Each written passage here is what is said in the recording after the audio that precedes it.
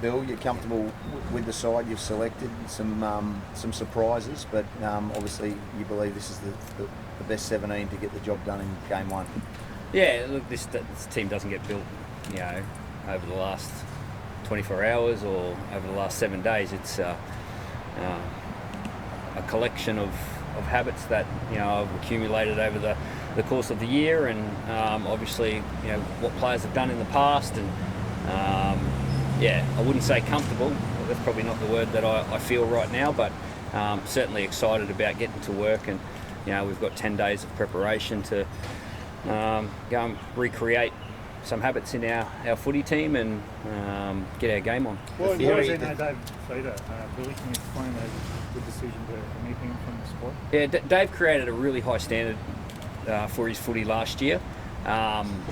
He just hasn't quite got to that standard this year, and I spoke to Dave last night. He's taken the disappointing news like a true Queenslander, and wishes the best for the footy team. He further reiterated that with a text message after that. So, look, I've got no doubt that Dave will get back to the footy that he played last year, and I'm sure he'll wear a maroon jersey in the future again. Can I ask about Selwyn? You've picked it back in your bench. It's probably the first time Queensland's done it like this. Your theory behind it, is it cover, or do you expect him to play a big role in the game? A bit of both. 4 of the last 6 Origin games we've had to replace an outside back. So certainly a bit of cover, but at the same time, Selwyn can play various positions.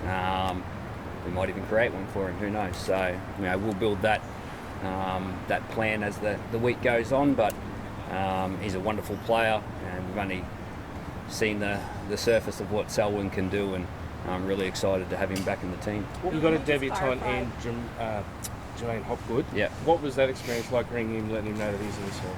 Yeah, when a player goes silent on the other end of the call, how much it means to them, and Jermaine's journey started back in Harvey Bay, growing up playing the game he loves, and then he embarked on a journey to head down to Sydney, and he spent some time at Penrith.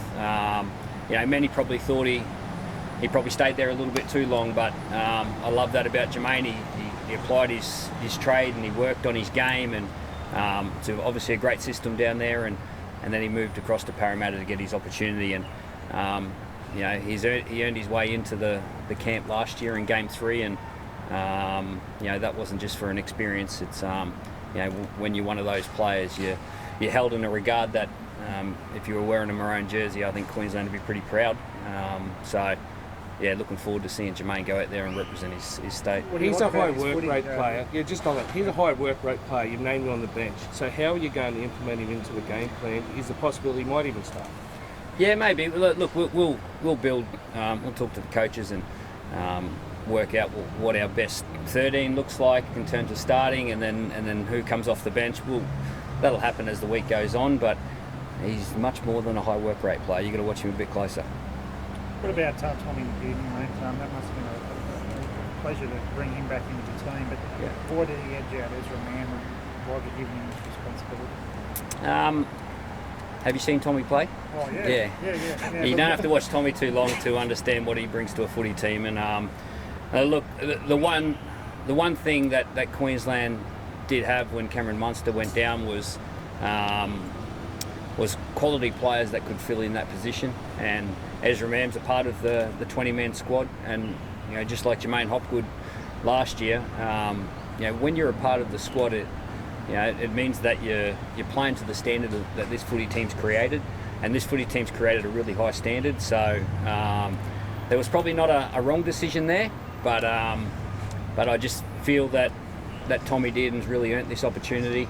He's been playing great all year. He's got great habits in his game, and he's done a great job for Queensland in the past. They've got a really strong side.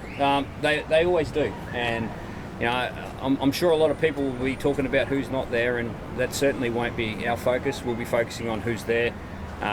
We'll give them the time and the respect that they deserve in our preparation, that's for sure. And but at the same time, our priority is our footy team and our game, and and trying to create that to the best of our ability. And Jaden Stewart, Billy, I mean, he's obviously had a great season so far for St George Illawarra, back after, I think, 3 years. Yeah. What's the thinking there? Yeah, well, he's played 4 Origin games for Queensland.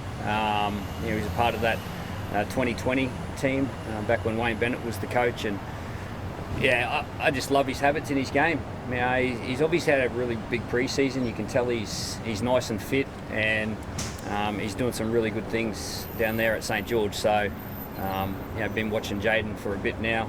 I caught up with him a few weeks ago, and he's one player that's earned this opportunity. So you don't just get given a Queensland jersey. You certainly earn it, and he's worked for it. Billy, you mentioned earlier not being quite confident with the selection. Has this been the most difficult team you've had to pick all of the ones you've done so far? I just don't like the word comfortable. That's all. It's not with the selection. It's just I don't feel comfortable right now. Comfort is not somewhere I would describe myself, and that's just probably me as a person.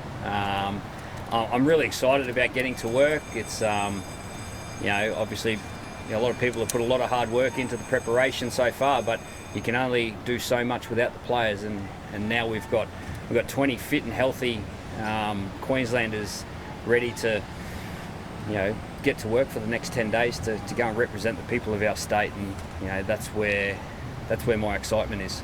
We know it changes just leading into the game because New South Wales has the weight of money, but you guys are the favourites at the moment. How does that stand in Queensland's mentality of normally wanting to be the underdogs? I could not care less. That is totally irrelevant to me, so I couldn't care. Have you gone with 2 80-minute back rowers here, Billy? Like back on because it is a tough call on one level. Dave not being there. Is that what you've gone with there with Sue and Well, Dave's an 80-minute back rower too. Most back rowers are 80 minutes. I don't know too many back rowers that aren't 80-minute back rowers. You haven't played him for 80, have you, in your games? Who's that? Usually Dave. Yeah, he's played for 80. Yeah. Not usually. But is Well, that he what- has. Just asking about your thinking behind it, I suppose. So I'll get a bit more on your thinking to leave him out after he was mounted at Manchester. Yeah, no, I've explained pretty thoroughly, I believe. Is it a risk? Yeah. Yeah, I believe the last few years that that's something that the team has really created is a depth. I remember back in 2022, Tom Flegler actually was a part of all 3 camps and never got a jersey. He elevated himself to one of the premier front rowers in the game last year. And now without Tino, Tom Gilbert, and obviously Flegg, it's other people get their opportunity, and where there's injury, there is opportunity, and we all got our opportunity to play for this footy team at some stage through different reasons, and there's a number of players with that opportunity now. We've got Mo Fodawaker on the bench who's doing wonderfully well, and obviously Lindsay, Ruben, Paddy, they've really created what this team is about the last couple of years, and I'm sure they'll be leading the way again. What do you love working with Reece Walsh so much? Have you been able to bring him back? Obviously, didn't play going through last year. Yeah. He hasn't lost under you as a coach, but you seem to have a special bond with him. Yeah. To be honest, we don't talk about winning or losing. It's about the things that you can outlay to your footy team, and Reece brings a whole heap. I've really enjoyed working with Reece over the last couple of years. To be honest, I remember when he got his opportunity and he got injured in the I think it was 2021. So I actually came into camp and spent a day with him back then when Paul Green was the coach. So it's been a long journey, and I've loved seeing the rise. And not just the brilliant stuff that he brings, but he's elevated his game. He's got a really good foundation to his footy now, and looking forward to seeing him when he comes into camp and like everyone else, getting to work.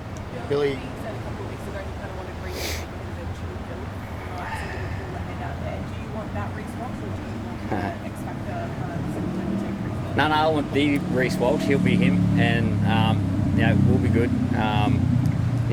He's a wonderful player, and we just want the best Reece Walsh that he can be, and there'll be no pills in our camp.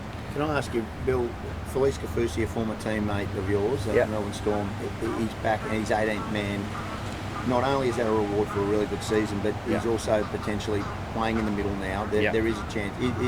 Are you obviously open to potentially he could come into that 17 still? Well, our 17 is our 17. Yeah.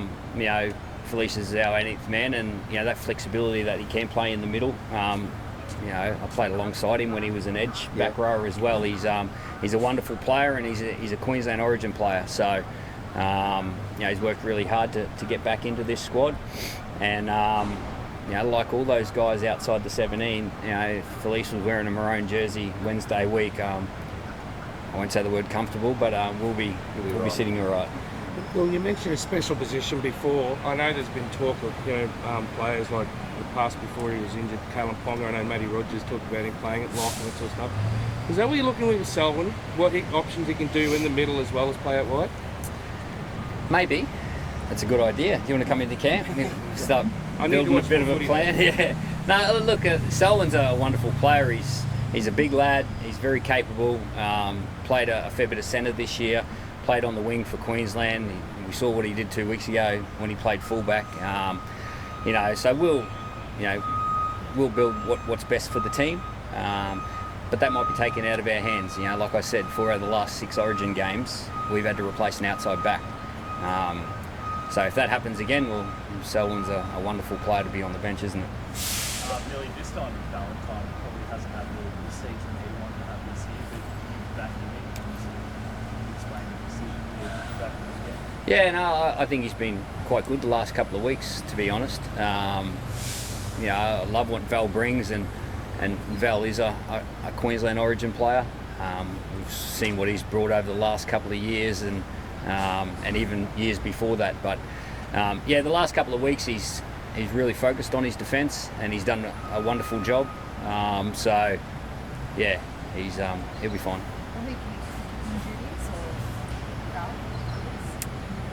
or Haven't even thought of that. Do you think he should keep him? He was better the other night. He's pretty good. There you go. Well, he might just keep him. After getting down to Sydney game one and after preparation, different Well, the preparation is different because we head down there later in the week. But yeah, it is what it is. You know, it's still a field. You know, we went down there a couple of years ago in game one.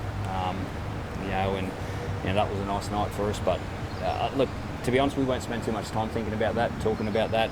It'll be about creating our footy and you know, building the things that we see as important, and that's where our focus will be. You bring Munster into camp just to allow them to join up? No, we keep Munster away from camp.